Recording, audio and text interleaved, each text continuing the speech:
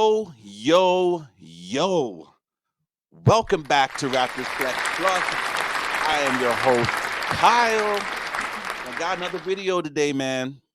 But today is Thanksgiving. So happy Thanksgiving to all of my Canadians, coast to coast, across the country.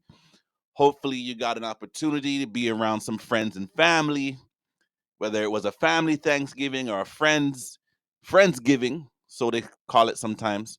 But it's hopefully that just you're around some people and you got to give thanks for all the things that we have in this country that we need to appreciate. So big up everybody, and thank you again in advance for tuning in. But we were definitely all blessed yesterday with some Raptors preseason basketball. We are back finally, man. So obviously, Raptors had their media day, training camp, but like this is what I live for. Like I live for the games. So finally, preseason kicked off and the Raptors did us all a solid, getting the dub against the Sacramento Kings 112-99, live from Vancouver, Canada. Big up to the man them. Fantastic game. It was a fun game. And yeah, I'm just going to talk about it just in terms of some of the things that I saw, some of the things that I liked, trying to basically tie it together with some of the things that we learned from training camp in terms of how we want to implement the offense, in terms of how we want to implement the defense, and just seeing how players have continued to develop and grow individually and make it a cohesive unit as his five players on the basketball court moving together, because that is what Coach Darko said he wants for our team, right? He wants us to play fast, make quick decisions, and play as a team. We all know Masai talked about the selfishness comment from last year. Like, I feel like that narrative, like, okay, there's time to write the narrative, but I really don't want to hear about it anymore, right? This is a new season, new coach, new philosophy, some new players, but a lot of the same guys are back. So I think we got off to a good start yesterday. Again, 112-99 over the Kings. And when I say a good start, I mean just in totality of the game. Because we started out a little bit slow. And that is to be expected in some cases when you have a brand new head coach. And, you know, whether it's a new head coach or not, like some of these guys just haven't played an organized basketball game since last season. You know what I mean? With like the exception of Dennis Schroeder on this team, who I believe was the only player that played in the FIBA World Championships. Everybody else has either been playing some pickup games, working on your development game. We heard a lot about the open gym that the Raptors had where everybody came through and played. But now we are here. So one of the things that I thought was very intriguing again was on the offensive end, how we kind of want to run things through the five at the elbow. And we saw a lot of that with Jakob Pertl. We saw some of it with Chris Boucher last night, but majority of the action from the five man at the elbow was with Jakob Pertl.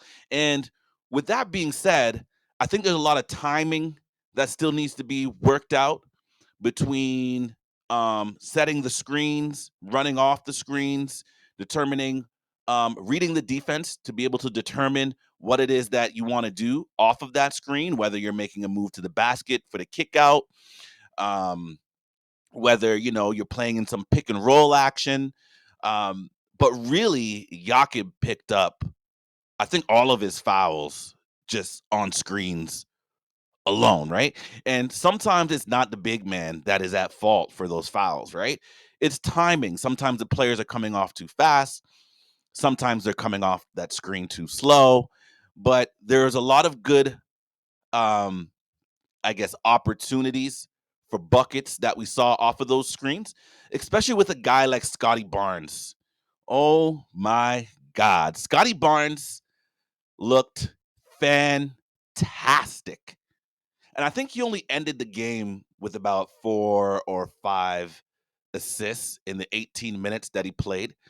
But it felt like he had at least 8, right? And then maybe it's on, like the hockey assists where you make the pass that leads to the pass that leads to the bucket. But just really great decision making by Scotty Barnes, whether he was bringing the ball up the court quickly, making the right read, seeing mismatches. I think there was one play there where he found OG on a mismatch coming up the court, and they flashed a double on OG, and he just dished it really nicely to Chris Boucher for the flush. Like, that is good offense.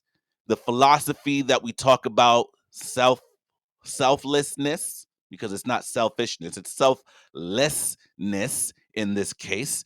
And we saw a lot of good stuff where guys were just playing unselfish, giving up the ball in many cases. And it wasn't just Scotty Barnes, although Scotty Barnes, man, let me not jump too far off Scotty Barnes, because he had himself a game. And I understand it is just preseason game 1, but would you have rather see these guys come out and just be, look crazy out of sync and not playing for and with each other, versus they came out, they played with each other, selflessness, 39 field goals, 30 assists. Let's get a got well, as a team, that ball is just moving around and guys are getting good shots near the basket, dunks in some cases. I just thought that the team played really much for each other, and that was something that I guess everyone was looking for. But Scotty Barnes, man, he put on that 12 pounds of muscle, and he's finishing around the basket, finishing in the post, making decisions where, on the drive, you just kind of let up a little bit early and hit them with the floater action. I like that. He was getting to the free throw line a few times. Scotty Barnes is looking like he might be, an all-star candidate this year.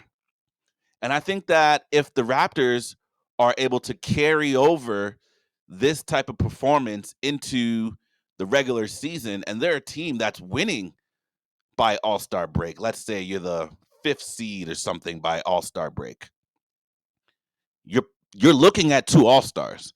And I think right away you're going to say Pascal Siakam, because I think Pascal, even though offensively he didn't look like he had his best stuff yesterday, he was just trying to figure out how to kind of move through the offense. He's playing a totally different role than last year, right? We didn't see a whole lot of ISO with Pascal last night, but he didn't let that stop him from playing well defensively, right? He was still getting into guys.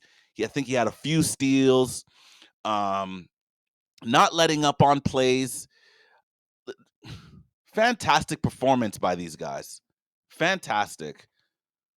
And you can't forget about Gary Trent Jr. and OG Anunoby, right? Last night, those are our top 4 guys. Gary Trent Jr. coming in off the bench.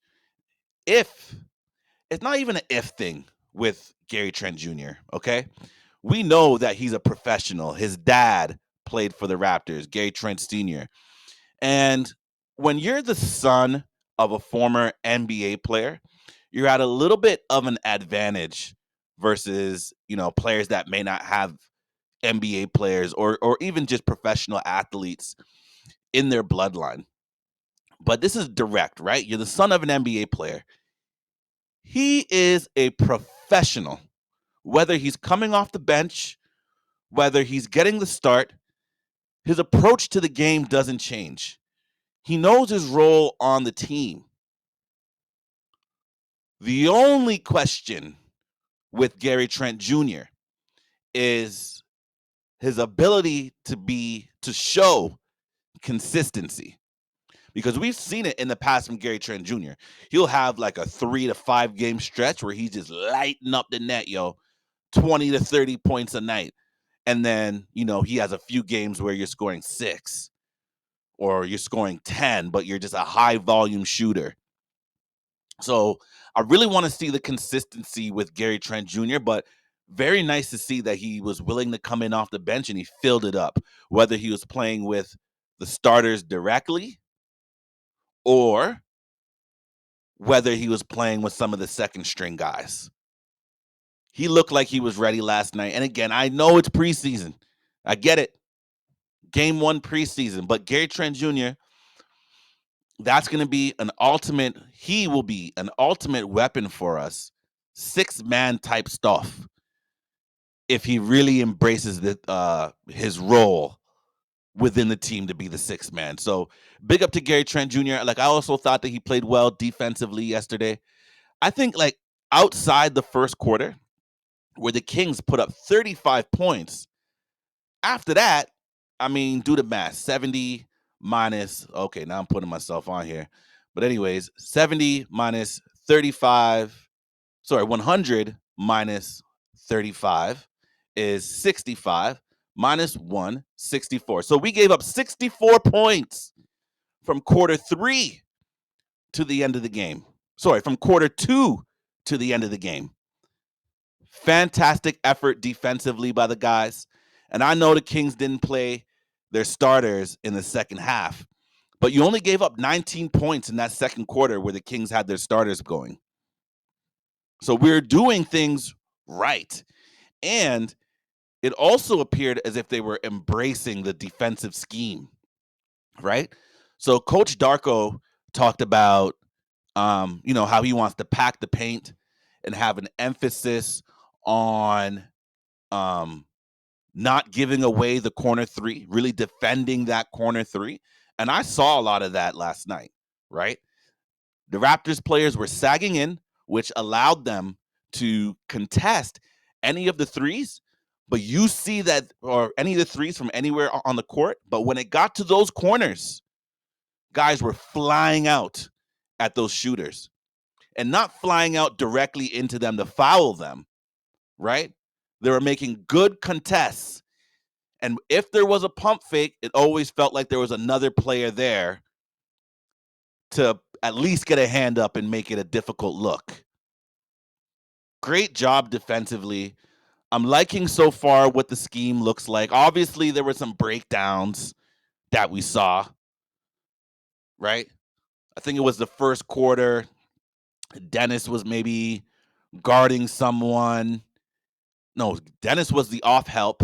I forget who was guarding someone, but someone got an easy dunk on the Kings straight down the lane in the middle, right? And I think that was really the only major defensive breakdown that I saw yesterday, right? And trust me, I'm not going to go back and look at the film and try to figure out where the other defensive breakdowns were. But I thought that we played solid, right? You see guys that are, I don't want to say gang rebounding, but boxing out, getting the ball in the hands of your ball handler, bringing it up the court, getting in the open court for the fast break. Now, mind you, we didn't always make all of the right decisions on the fast break, but I think we made a lot of good enough decisions on the fast break for the first game of the preseason. Great effort yesterday. I don't care if it's game 1 of the preseason. Great effort yesterday. OG Anunoby, they talked about on the broadcast, and I think it might have been Alvin Williams that may have said it. Boogie Williams. OG Anunoby is learning how to play defense a little bit different this year, where last year, again, right, it was get in the passing lanes, get the steals, blitz defenders, turn over the opposing team, and get out into the fast court, into the open court, right, where basically we wanted to beat teams by having more possessions than them. Doesn't seem to be the case this year. We just want to contest and rebound, which looked pretty good yesterday. Not bad start. Not a bad start at all. And OG was getting some dunks around the bucket. He had a three, not from the corner, but kind of like the wing three, where I know that was something that he was working on in the offseason, not just to extend his range, but in terms of generating more spots where you can shoot the three with a higher efficiency. So I'm looking forward to see what that continues to look like from the team. But solid job by our top 6 guys, right? And I'm putting Jakob in there. I guess 7 guys. But Dennis and Jakob seem to be in a little bit of foul trouble. But Dennis looks like someone that can run the offense. He hit a 3 yesterday. I don't recall how good of a defender Dennis Schroeder is. So we're going to see. We'll be reminded how good of a defender he really is once the season starts going. I don't remember him being like a lockdown guy or anything like that. But so far, he looks competent enough. I think that since he played the summer, um, he probably needs a little bit more rest. Like, I probably don't expect him to see him in preseason game 2 for very long, much less any of the other starters, because we're playing a team called the Cairns Taipans, I believe, from Australia. So it'd be good to see our second string and third string guys get a little bit more burn in that game, because in game 1, that's where kind of I don't want to say the negative, but being a little bit more critical in terms of the production out of that unit. I didn't see very good production offensively. It looked like we're running a totally different offense with that group versus when our starters are out there. So it'll be interesting to see if those guys get more burn in preseason game 2. But it looked like they were a little bit out of sorts. And I think the lead at one point was up to about 28 or so. I think it was 24 when the starters came out, like midway through the third. And then we only ended up winning by 13. But I'm going to say 15. I thought the last bucket was a little bit of a garbage bucket. I guess 2 free throws that the Kings got to end the game. But nevertheless, from the point the starters went out, you're basically a -9, right? Not terrible, but it's basically your second and third string against the Kings' second and third string. And one player, or maybe I won't say one player, but one area where I think the Raptors are a little bit deficient, and we're going to have to go find another guy, I think, for the rotation. It's the backup centers. Now, I realize Precious Achua didn't play last night, and he's supposed to be your backup 5, right? When Jakob gets a little break or he gets into foul trouble, etc. I think between Precious and Chris Boucher. So Chris Boucher had a good game yesterday as well. I thought he played well. But where I'm coming with this in terms of us needing another 5 is that when you look at other teams across the NBA, they just have more bigger bodies than we do, right? It's nice that we have a big body guy, um, in our starting lineup, but after that, it's pretty thin.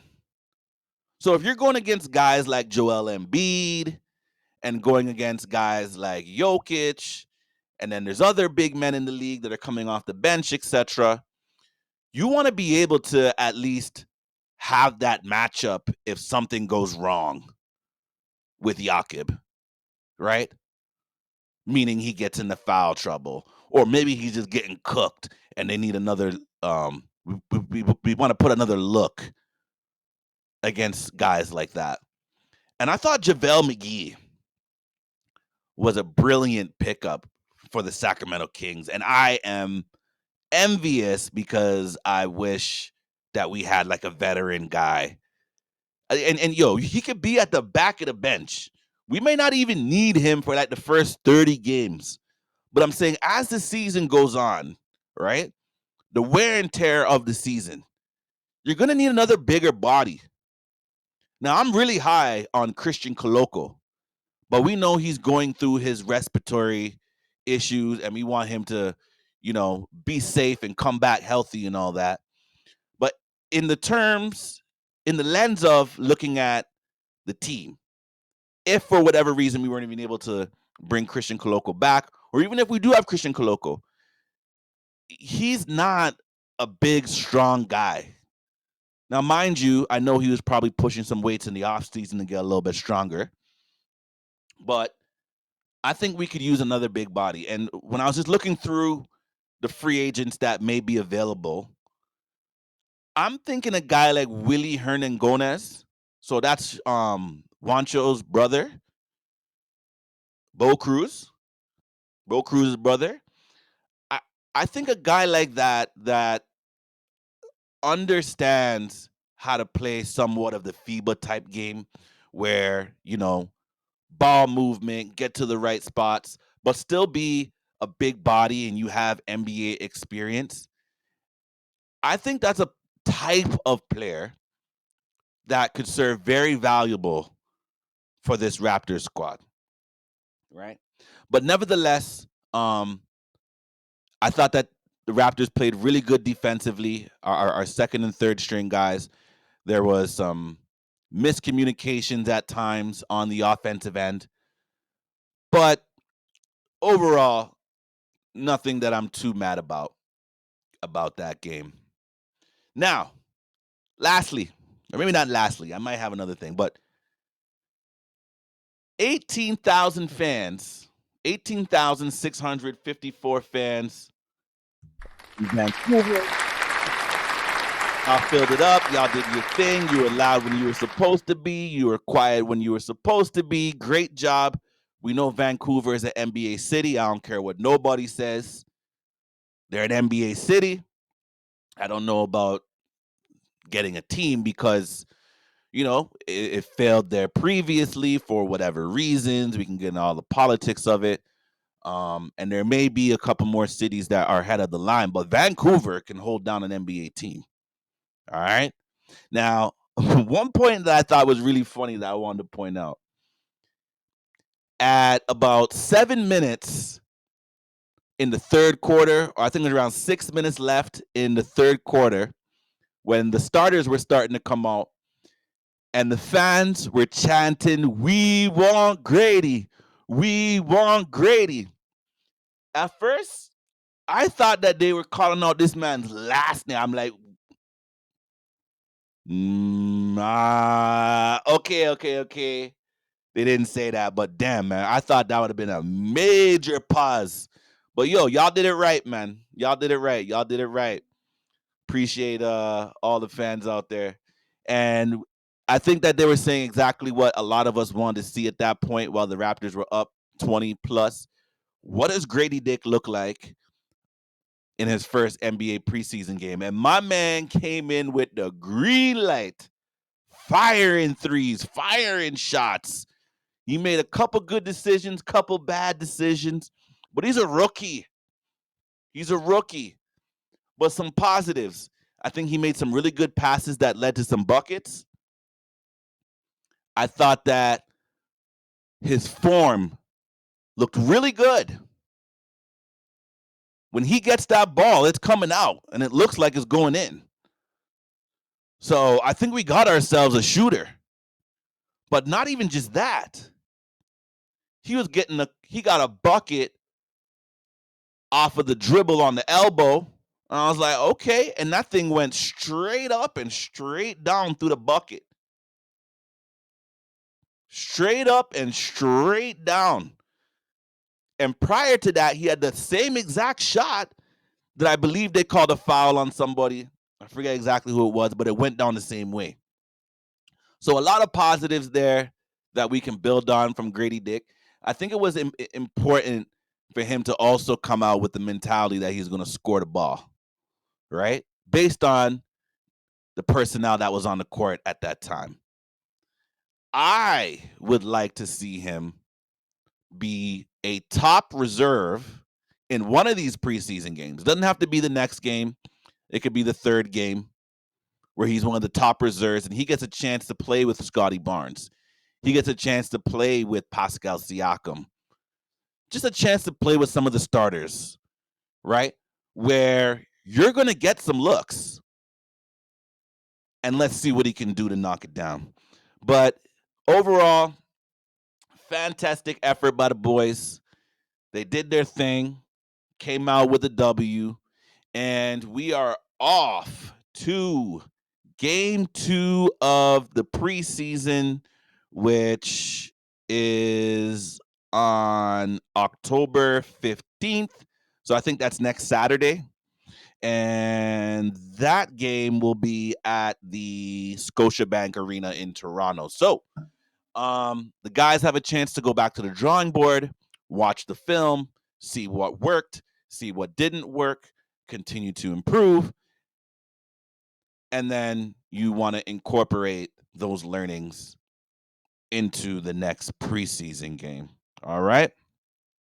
So that is the end of today's video. Once again, I want to thank everybody for tuning in. If you can, please like and subscribe and share. And you already know the flex. It's your boy, Kyle, man. Peace.